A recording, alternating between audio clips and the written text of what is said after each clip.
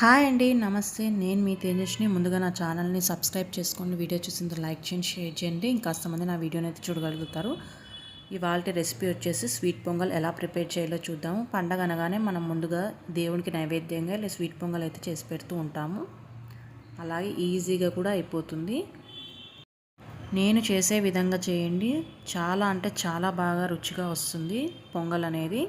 ముందుగా అయితే ఒక గ్లాస్ బియ్యము, అలాగే ముప్పావు గ్లాస్ దాకా పెసరపప్పును తీసుకొని కుక్కర్లో వేసుకొని బాగా వాష్ చేసుకుందాం. కుక్కర్లో చేసుకోవడం వల్ల మనకు స్వీట్ పొంగల్ అనేది బాగా మెత్తగా బాగా టేస్టీగా వస్తుందండి. ఇలా తీసుకున్న బియ్యంకి పప్పుకి వచ్చి మనం ఇక్కడ 6 గ్లాసుల వాటర్ని అయితే వేసేసుకుందాము. ఒక్క విజిల్ అయితే పెట్టేసుకుందామండి. మాకైతే ఒక విజిల్లో మెత్తగా అయిపోతాయి బియ్యము పప్పు రెండు కలిపి. ఇక్కడ తీసుకున్న అదే గ్లాస్తోనే బెల్లం అయితే తీసుకున్నానండి. ఒక ఫుల్ గ్లాస్ బెల్లము, అలాగే ఇంకాస్త బెల్లం అయితే స్వీట్నెస్ కోసం ఎక్కువగా వేసుకోండి. ఇందులోకి అయితే 1.5 గ్లాస్ దాకా వాటర్ వేసుకొని బెల్లంని అయితే కరిగిచ్చేసుకుందాము.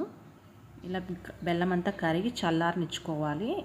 ఇది చల్లారిన తర్వాతే మన స్వీట్ పొంగల్లో వేసుకోవాలండి. ఎందుకంటే పాలు వేస్తాం కాబట్టి విరిగినట్టుగా అవుతుంది. ఇప్పుడైతే మన పప్పును బియ్యం రెండు ఉడికిపోయాయండి. ఇప్పుడు దీనికైతే నెయ్యి వేసుకొని జీడిపప్పునైతే వేపేసుకుందాము. లైట్గా కలర్ చేంజ్ అయ్యే వరకు అయితే వేపేసుకుందాము.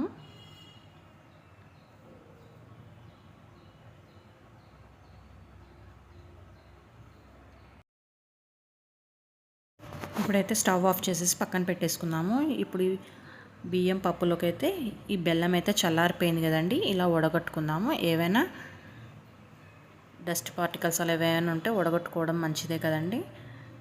ఇప్పుడు అంతా ఒకసారి బాగా మిక్స్ చేసుకుందాము. బెల్లము అన్నం అంతా బాగా కలిసేలాగా.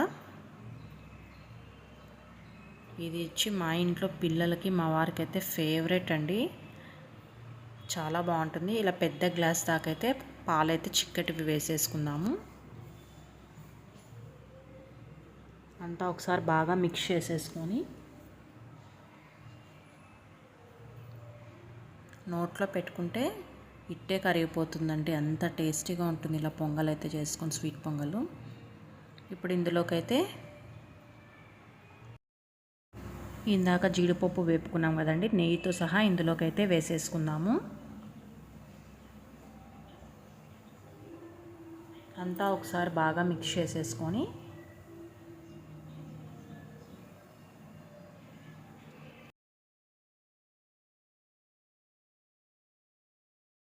ఇందులోకి అయితే 2-3 యాలక్కలు అయితే ఇలా దంచి వేసుకోండి.